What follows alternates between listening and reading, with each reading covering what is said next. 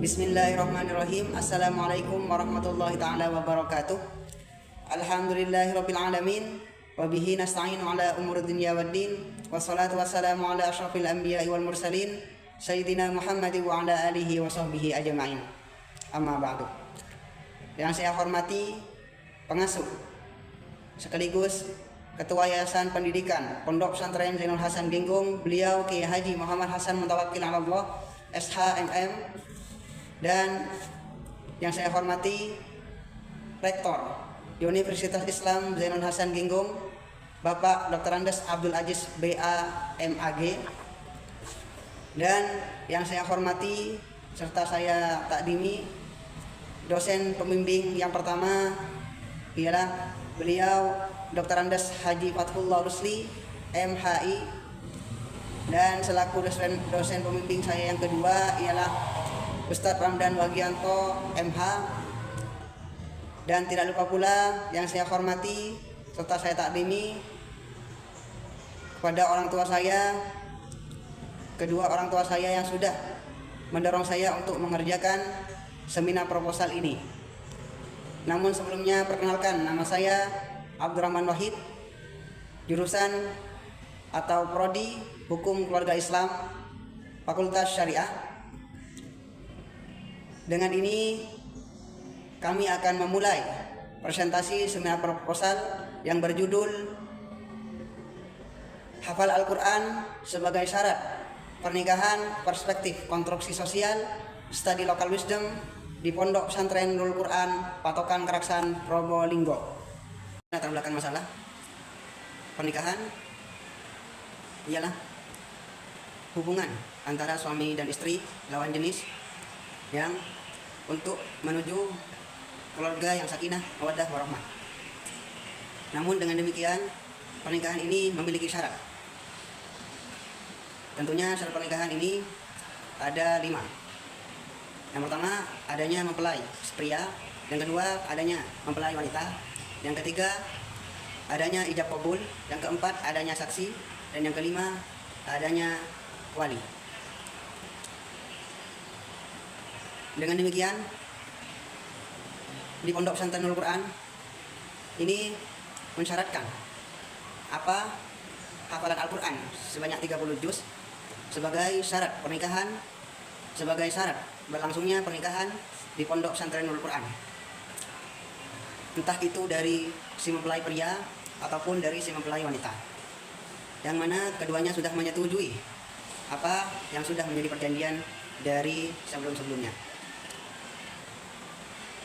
Jadi fenomena ini sungguh sangat asing atau sangat unik, tidak ada di hukum syariat, terutama hukum pernikahan, terkait syarat-syarat yang mensyaratkan hafal Al-Quran sebagai syarat berlangsungnya pernikahan. Seperti itu. Jadi rumusan masalah yang peneliti ambil yakni yang pertama, bagaimana konstruksi sosial studi local wisdom hafal Al-Quran sebagai syarat pernikahan di Pondok Pesantren Nurul Quran, Patokan Keraksan, Probolinggo. Dan yang kedua, apa saja faktor penghambat dan pendukung studi local wisdom hafal Al-Quran sebagai syarat pernikahan di Pondok Pesantren Nurul Quran. Dan rumusan masalahnya ini ada 2. Yang pertama, bagaimana perspektif konstruksi sosial studi local wisdom hafal Al-Quran sebagai syarat pernikahan di Pondok Pesantren Nurul Quran, Patokan Keraksan, Probolinggo.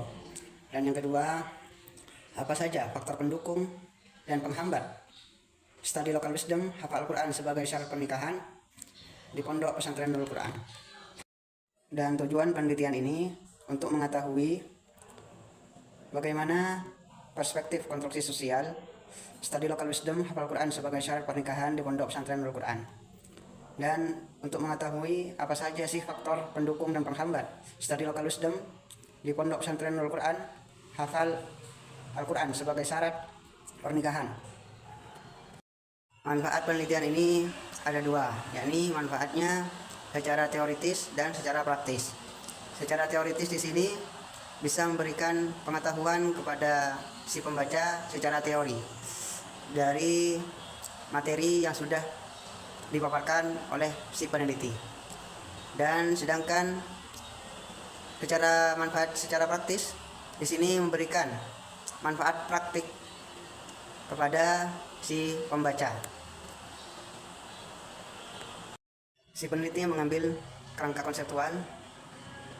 Yang pertama syarat pernikahan, itu ada 4. Adanya kedua mempelai, yang kedua adanya saksi, yang ketiga adanya wali, dan yang keempat adanya ijab kabul. Yang kedua local wisdom. Local wisdom ini sebuah gagasan yang sudah tumbuh di masyarakat yang sifatnya baik. Yang ketiga ialah konstruksi sosial, sebuah teori sosiologi kontemporer yang menjalankan paradigma konstruktivitis. Si peneliti mengambil metodologi penelitian yang pertama kualitatif deskriptif, yakni secara lapangan terjun langsung, agar supaya data yang didapat bisa secara sistematis, faktual atau asli, fakta dari lapangan. Yang kedua studi kasus, yang mana studi kasus ini penelitian terhadap fenomena yang sudah terjadi secara nyata di masyarakat. Si peneliti ini mengambil 2 sumber data secara primer dan secara sekunder. Primer di sini ialah maksudnya mengambil secara lapangan, langsung terjun ke lapangan. Si peneliti langsung terjun ke lapangan dan mewawancarai pihak-pihak terkait. Sedangkan sumber data sekunder ialah mengambil dari rujukan kitab secara tidak langsung, mengambil rujukan kitab ataupun hukum-hukum ataupun buku-buku ataupun jurnal yang mungkin berhubungan dengan judul yang sudah si peneliti ajukan. Sedangkan si peneliti ini mengambil teknik pengumpulan data.